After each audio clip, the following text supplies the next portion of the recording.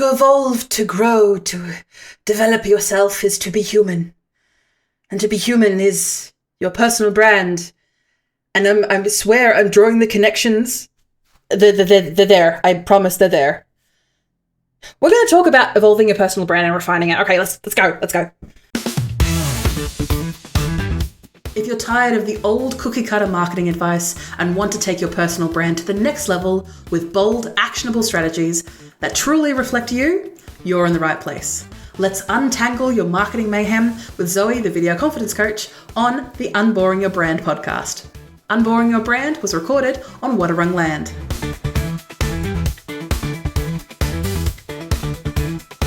Your personal brand isn't a tattoo. It's not stuck with you for life.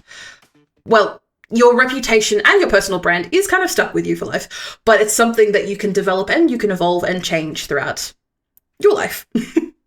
You're not meant to stay stuck in 2018 when you're obsessed with minimalism and oat milk for the rest of your life. You are allowed to grow, and your personal brand is to grow with you, to take changes, and when you form new opinions and new thoughts and new ideas, that is supposed to grow with you, especially if you are in a competitive market or industry.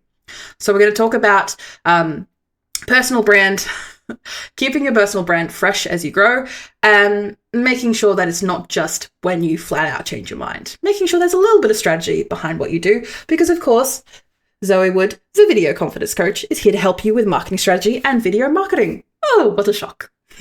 You are allowed to change. And so is your personal brand, because ultimately your personal brand is a reflection of you. You are here to serve and to problem solve and to provide a solution to the clients that you wish to work with.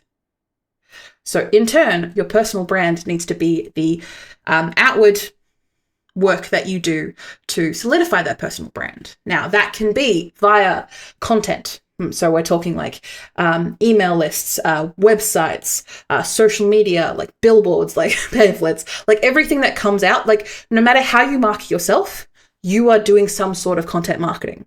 And if you are not doing content marketing, I am asking you if you are running a business. Now, of course, a business brand and a personal brand are separate. You can check out my business brand versus personal brand podcast about that.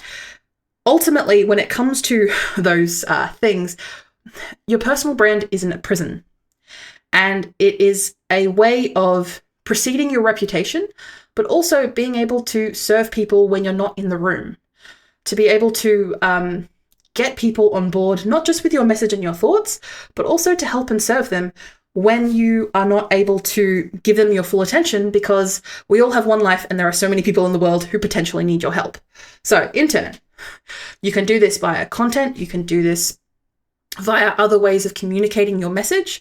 Content's just usually a lot, not easier, but there's a lot more of defined strategies on actually how to do that compared to just trying your best and shooting from the hip in the wild, wild west of trying to market your personal brand and potentially any brands that you're associated with. So back to your personal brand, because we're on tangents number one, Zoe, and we're only like a couple minutes in. So you don't need to keep pretending that you love Pinterest mood boards if you're all about Notion templates now.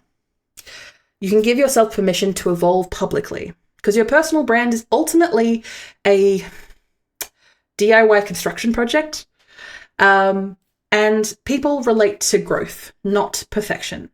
That is something that I have personally struggled with when it comes to my personal brand and growing myself. Yes, everything is very much, not everything, but a lot of work that I do is very much tied with Video Confidence Coach.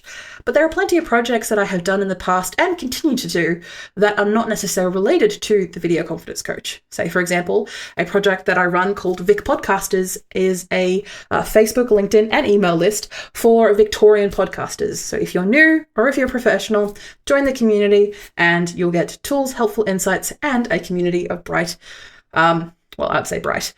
people who love podcasting and what they do. So in turn, as you can imagine, that project is somewhat related to Video Confidence Coach, but not entirely. So it's more of a me project. It's a Zoe Wood project. Then that in turn, my personal brand is imbued into the membership, and my reputation, hopefully positive, and if not, they can deal, gets people on board or helps sell the project as time comes. And if I need any like grants or any funding, that also helps with acquiring money or acquiring income for projects that are maybe not necessarily big podcasters, but any, say, volunteering that I do with the Wadawurrung co-op down on Wadawurrung country in Geelong, for example. I volunteer and help out with, I'm not Indigenous myself, but I help the community as much as I can. And in those opportunities, I want to make sure that I can draw both attention to it and also funds and money because, well, we always need money for things, especially in the world that we're in right now.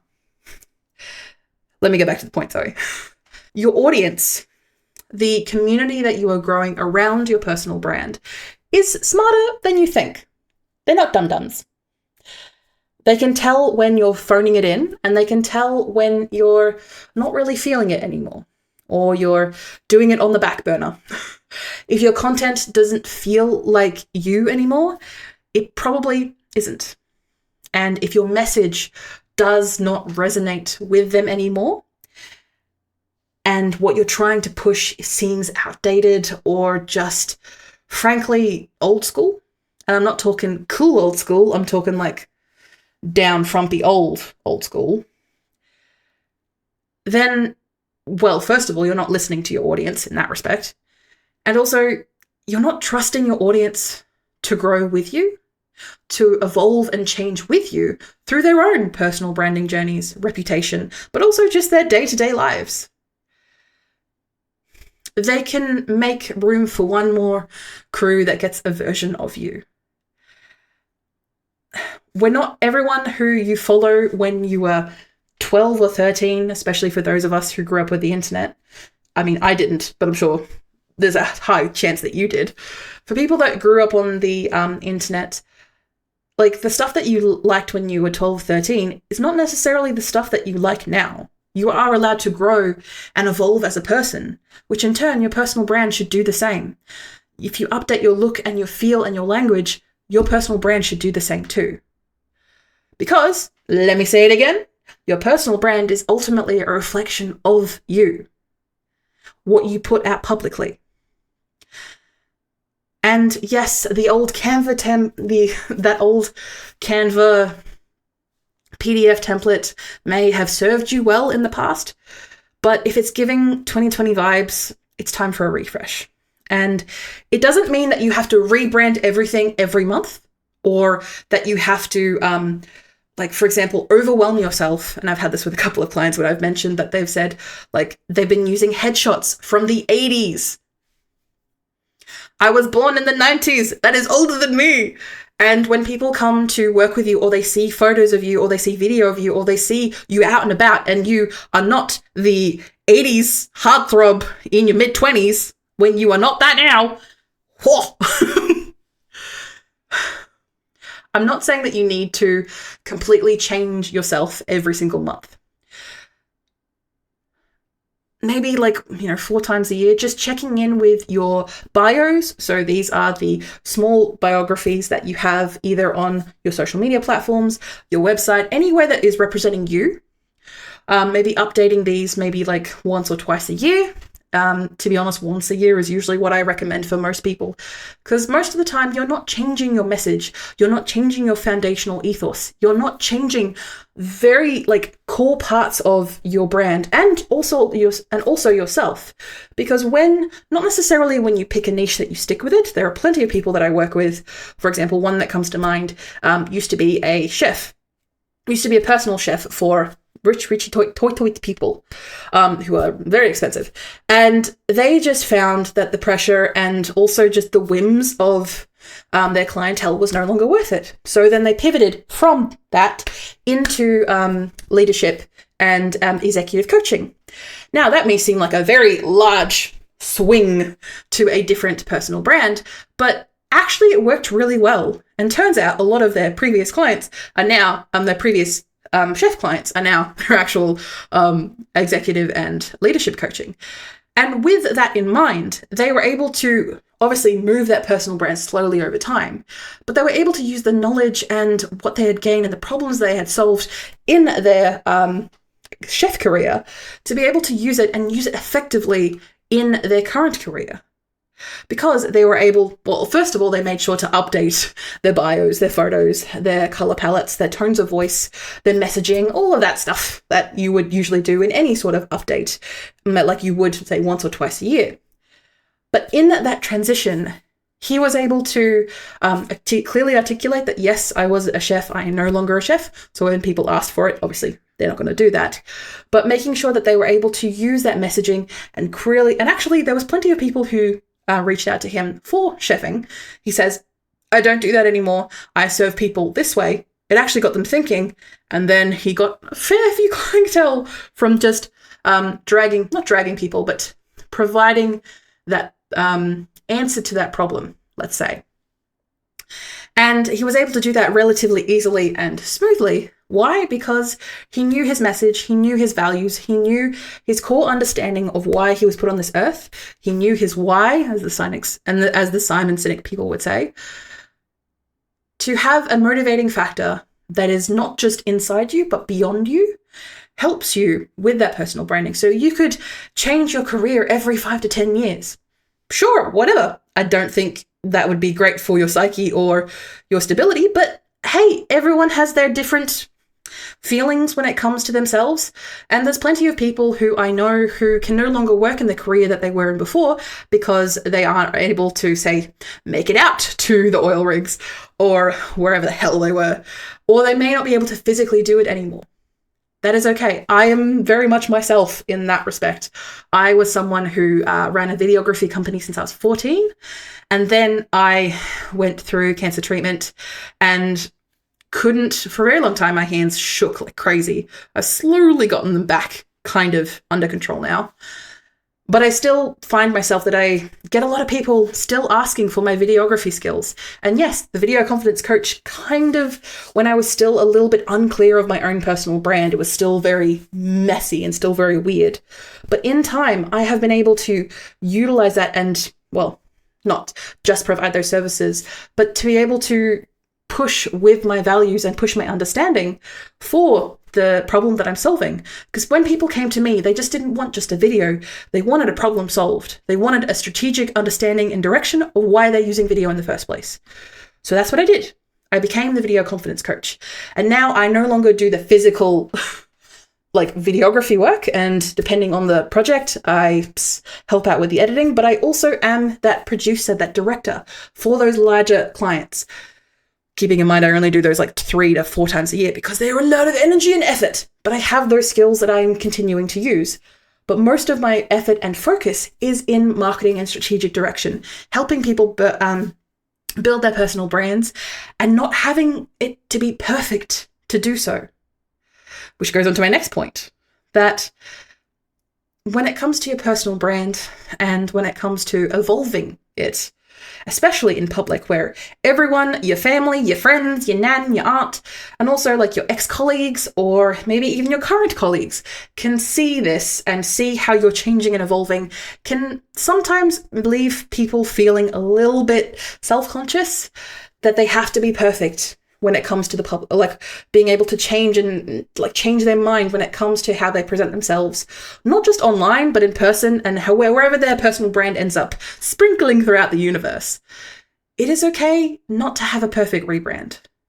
I have conducted a fair few myself that haven't been very perfect. And I have gone through it, the whole process myself multiple times. It's okay for it not to be perfect because perfection is just procrastination in a cute outfit. Something not necessarily cute like mine, but cute nonetheless. You don't need a big dramatic reveal like your Beyonce or insert other current popular artist. You start small. You update a post, you change your Instagram handle, and you make sure that you back it up, not just with the message, but you take action as you evolve. You don't wait for things to be finished because they will never be. They need to grow organically, and you need to show people that you are making this change. And if you're making this change, to be honest, most people, when it comes to making very dramatic changes within their personal brand, it is usually because of either a personal situation within your own personal life, or maybe you've just burnt yourself out. You're fed up with whatever you've been focusing or the problem that you've been solving for people up until that point. Now, I'm not saying that you need to burn all your bridges and say F off and then move on. But if you need to do that, so be it. You will develop, you will grow and cultivate another community of people who love you and serve you and are great fans of you when you have decided and ultimately chosen your message. Now, again, I'm not saying that your message has to be the be all and end all when it comes to your personal branding. Like I said, it's a bit messy, and for a very long time, I was very messy too. It took me a long time to actually build consistency through my values, not just my aesthetic. As someone who has worked in marketing their whole lives and who is very much self-taught, I had a tendency of leaning on my aesthetics a lot more when working with the marketing and brands. It became very clear that instead of just moving from a vibe shift, I actually had to focus on core values, because those core values anchor you. Now, these core values can be something as simple as like a various list of values that you can Google or search via AI and have a list provided to you.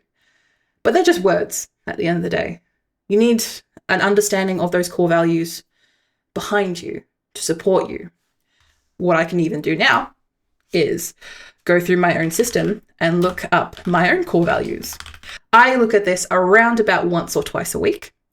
I just don't remember off the top of my head. But say, for example, my vision as it currently stands is to be the go-to guide for my clients, helping them become bold, authentic video storytellers. I want to light the way for our clients and share their true selves in every frame. Now, of course, that's a little bit poetic, but that very much captures what I want from my vision. And my mission, which is my action to take, is to lead by example, is to give my clients the tools, support that they need to shine on screen or to achieve their goals.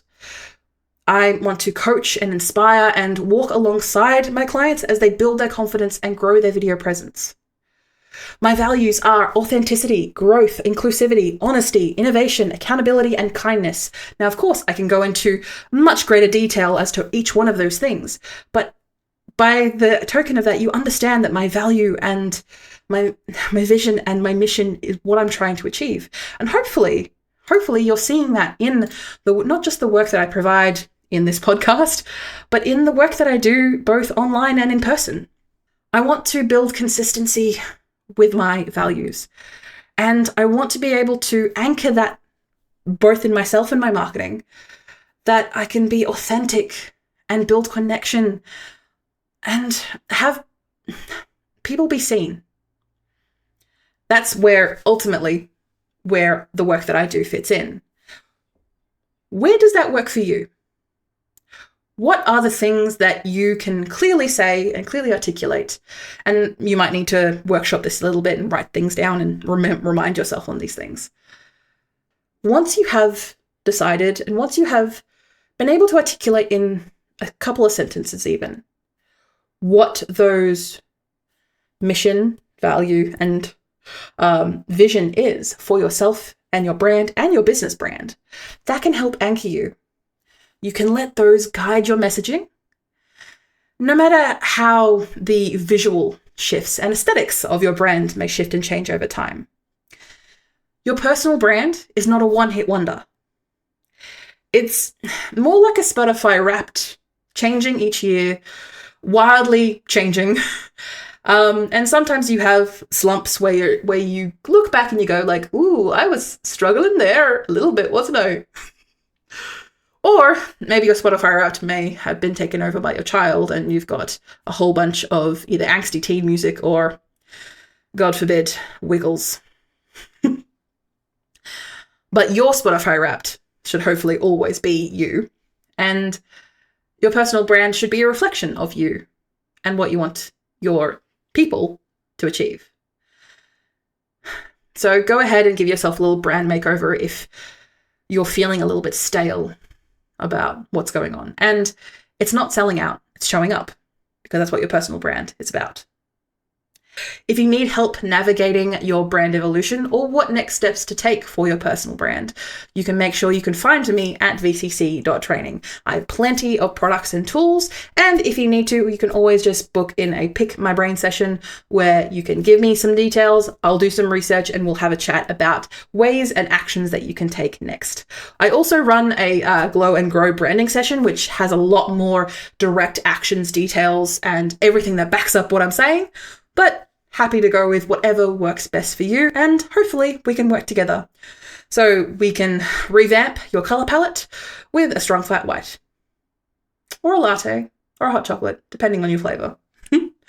So if you have a real life example of this or need something specific niche, make sure you comment either down below if you're watching this on video, or make sure you comment on Spotify or the live stream or the show notes that you can find in the description below. Make sure you give us 5 stars on Apple Podcasts or Spotify Podcasts, because that's how we grow and we help more people like yourself wanting to grow their personal brand with video marketing. Thank you for listening or watching Unboring Your Brand. You can find detailed show notes with tools, offers, and episode transcriptions. Just click the first link in the description or go to vcc.training/podcast. Get involved and ask me anything about personal branding, video strategy, or just a friendly small business chat via my email, g'day@vcc.training. That is gday@vcc.training.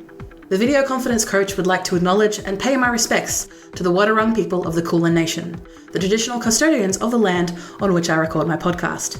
I pay my respects to their elders past and present. I stand with the traditional custodians of these lands in working towards a more equal future. Always was, always will be Aboriginal land. Look forward to me chatting at you next week, superstars.